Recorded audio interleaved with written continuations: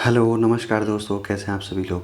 आज के इस वीडियो में हम बात करने वाले हैं उत्तराखंड मूल महिला अभ्यर्थियों को 30% आरक्षण को जो चुनौती दी गई है उस विषय में, क्योंकि ये विषय जो है वो बहुत गंभीर होता जा रहा है।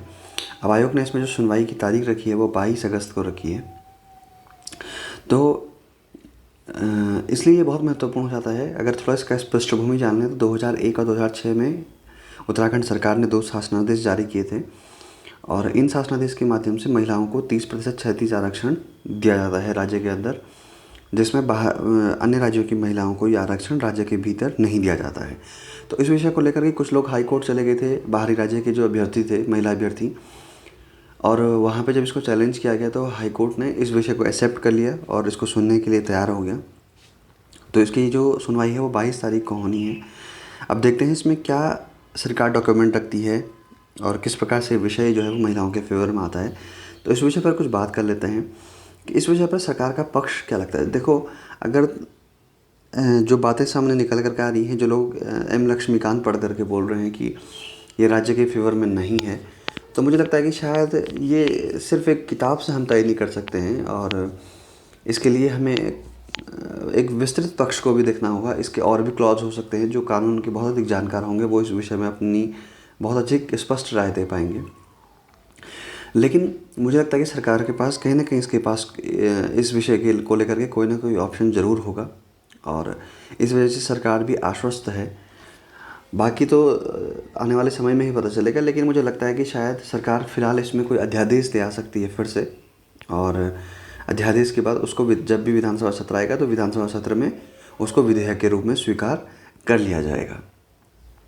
तो इस विषय इस तरीके से ये सरकार इसको बचाने का प्रयास कर सकती है। और इसमें जो सबसे बड़ी आप समस्या कह सकते हैं कि जो सबसे बड़ी समस्या है वो ये है कि जो राज्य की महिला अभ्यर्थी हैं या जो राज्य के महिला संगठन हैं वो इसमें निकल करके सामने नहीं आ रहे हैं। और जिस वजह से ये मुद्दा जो है वो बहुत बड़ा नहीं बन रहा है। जब तक ये विषय बड़ा नहीं होगा, जब तक इसमें आवाज़ बड़ी नहीं होगी, तब तक सरकार इसमें बहुत अधिक विषयों पर गंभीरता से विचार शायद ही करे। तो इसलिए महिला अभ्यर्थियों को इस विषय में सोचना होगा कि जो उनका जो ये आरक्षण है ये अगर बचा रहे तो उसके लिए उन्हें निकल करके सामने आना पड़ेगा।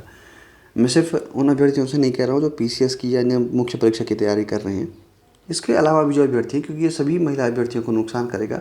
और इसके साथ साथ क्योंकि इसमें आवास के आधार पर आरक्षण को चैलेंज किया गया है, तो भविष्य में ये अन्य नौकरियों में भी इस प्रकार की दुविधा राज्य के अभ्यर्थियों के सामने हो सकती है। तो इसलिए ये एक समग्र प्रयास होना चाहिए। इसके लिए समग्र रूप से हम सबको निकल करके आना होगा, तभी जा करके इस विषय को राज्य के हित में बचाया जा सकता है।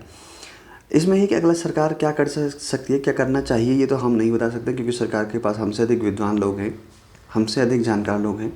इसलिए जो हमारे पक्ष हैं वो ये है कि सरकार इसमें सबसे पहले केंद्र सरकार से ही मदद ले सकती है, क्योंकि इसमें अवसर अच्छा है। दोनों जगह एक ही पार्टी की सरकार है, तो कहीं ना कहीं ये राज्य के हित में हो सकता है कि अगर केंद्र सरकार जो है वो यहाँ पे राज्य को समर्थन दे दे, तो इस विषय में कहीं ना कहीं ये कानून बना करके ये हमेशा के लिए जो है वो एक विषय जो है वो संरक्षित किया जा सकता है राज्य के हित में, और इसका फ़ायदा निश्चित रूप से राज्य के युवा अभ्यर्थियों को मिलेगा। तो ऐसा नहीं कि केवल उत्तराखंड में ऐसा होता है, बहुत सारे राज्य हैं जहाँ पे इस प्रकार का संरक्षण मिलता है। तो उत्तराखंड भी एक विषम भौगोलिक परिस्थिति का राज्य है जहाँ पर यह आरक्षण दिया जाना चाहिए। तो दोस्तों, अगर आप इस मुहिम से जुड़ना चाहते हैं तो इस ग्रुप के डिस्क्रिप्शन में एक व्हाट्सएप लिंक है।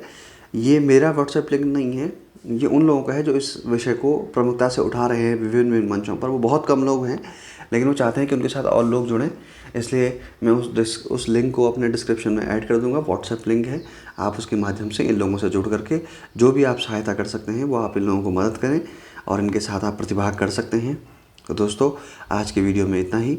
मिलते हैं किसी और वीडियो में, तब तक के लिए धन्यवाद।